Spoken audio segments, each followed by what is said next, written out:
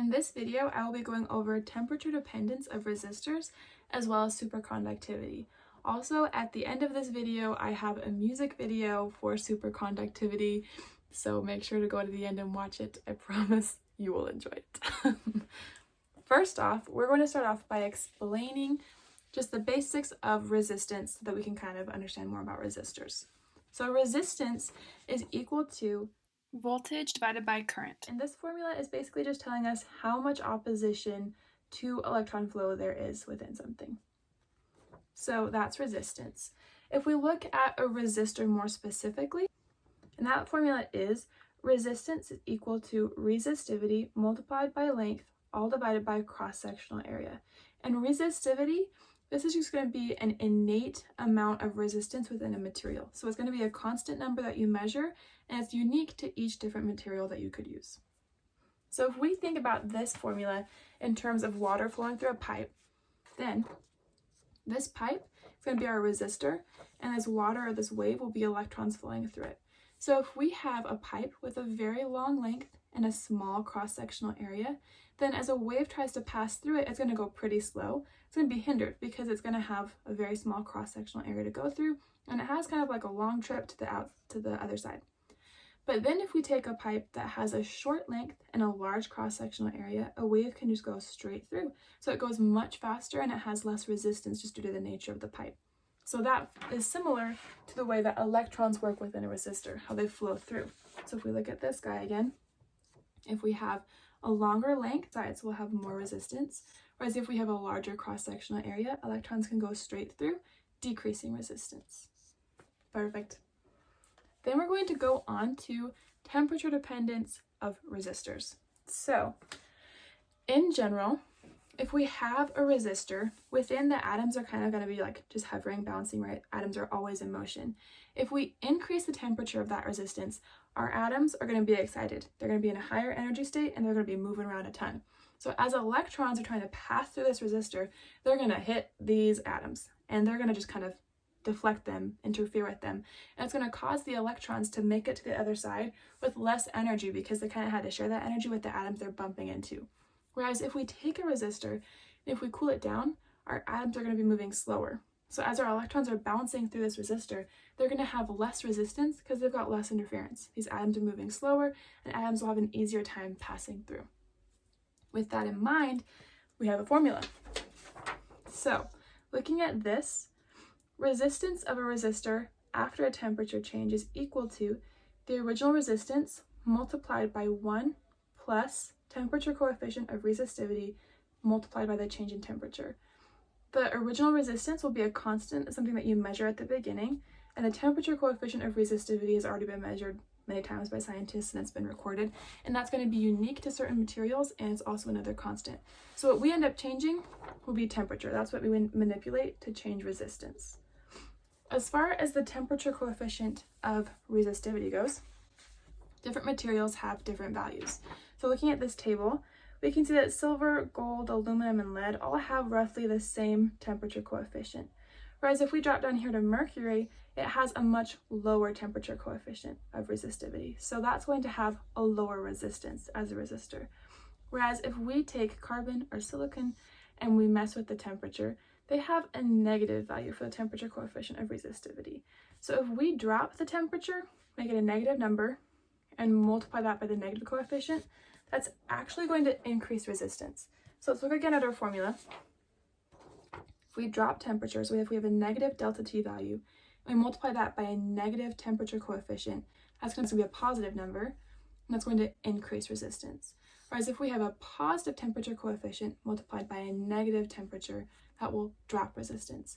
The reason for this is most materials, when they're cooled down, they have this principle where electrons can kind of just pass through easier. Whereas with like carbon or silicon, what happens is as you increase the temperature, instead of like making it harder for electrons to go through, it increases the number of free charges within the resistor, allowing the electrons kind of have like an energy boost as they go through. So it actually makes them have a lower resistance and electrons can go through easier. But that kind of just depends on the material. And if you look up the temperature coefficient, then you'll be able to see that and just plug it into your formula, which is kind of nice. Perfect. Now we're going to talk about superconductivity. The concept of superconductivity and like the first superconductor was discovered in 1911 by a Dutch man by the name of Huyck Kamerlin Onnes. Hopefully I said that right. Basically what he discovered was if you decrease the temperature of something to a very, very low point, and what he later found out to be called the critical temperature, is the atoms within the resistor stop kind of like bouncing around or even vibrating and make a lattice work. So even if it's a solid and the atoms are pretty kind of snug in their spot, they become even more strict in their alignment and they make a very just organized lattice work. And within this lattice work, electrons are able to just kind of pass through because it's more organized. They've got even less movement, less resistance. They can kind of pass through a lot faster. Another super cool thing that happens is as an electron passes through this lattice work, it's going to cause the atoms within kind of like to pull positive charges down. So it's going to ionize them. So as the electron's going through, it makes more positive charges surround it. And because of this, other electrons are attracted to this electron. So this electron that has a negative charge is surrounded by a positive field. Another electron will kind of be pulled towards it. And that what happens is we're going to have two electrons that both repel each other because of their negative charges, but attract each other because of the lattice work around them. And this causes them to form something called a Cooper pair. This Cooper pair basically kind of just makes like two buddies of electrons that pull and push each other through this lattice work so that they can make it through to the other side of the resistor that much easier and that much faster. Another cool thing that happens is because this lattice work forms and these electrons can kind of go through with this teamwork sort of thing of Cooper pairs, there's literally no resistance inside of the superconductor. It's not just like almost no resistance, there's absolutely zero resistance. So these electrons, even as they're bouncing through the lattice work, they're going to hit these atoms within. They're not going to share any energy. And when they make it to the other side, they have their same energy as when they entered. So they don't lose anything, they're flying straight through. Because of this, electrons going through make a constant current, and with no change in current, there's no magnetic field. And because of this, superconductors actually repel magnetic fields, and this creates some very cool applications. So if we look at this little drawing right here, we've got the electron passing through the superconductor and making it to the other side, and we've got this magnet above it. And these magnetic field lines, they're going to hit the superconductor and just like drop off. Like they're not going to pass through it, they're going to bend around it. And because of this, magnets, anything with magnetic field, can float above a superconductor. They'll literally just hover, they'll levitate.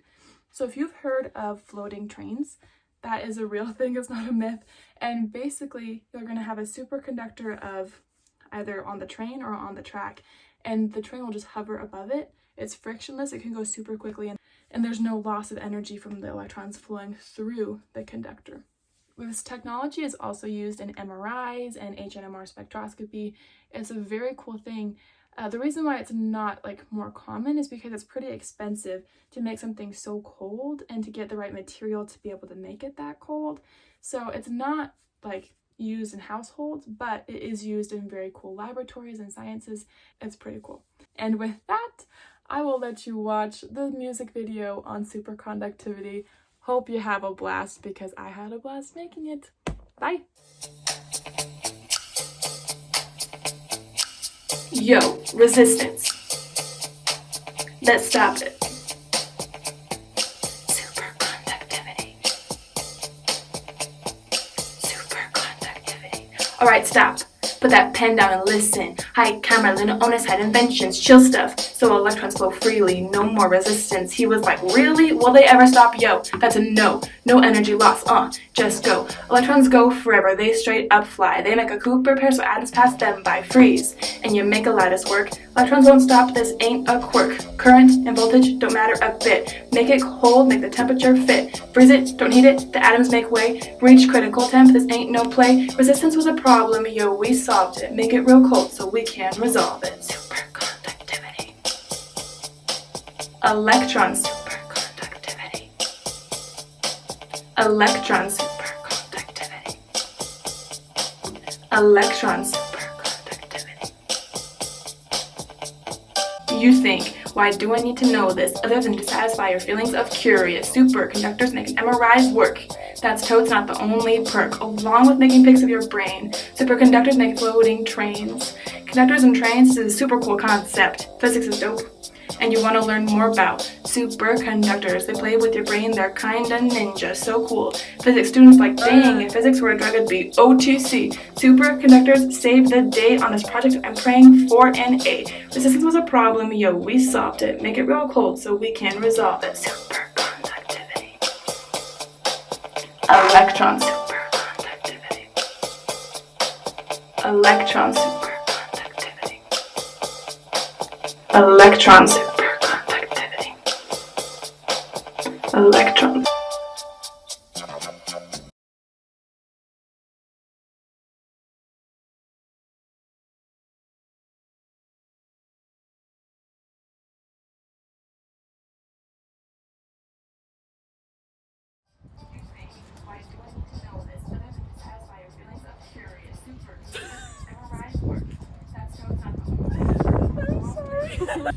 Oh, I missed it, sorry. Okay.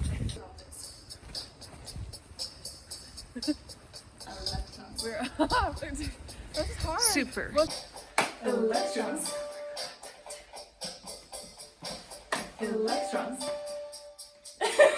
All the faster, all the quicker.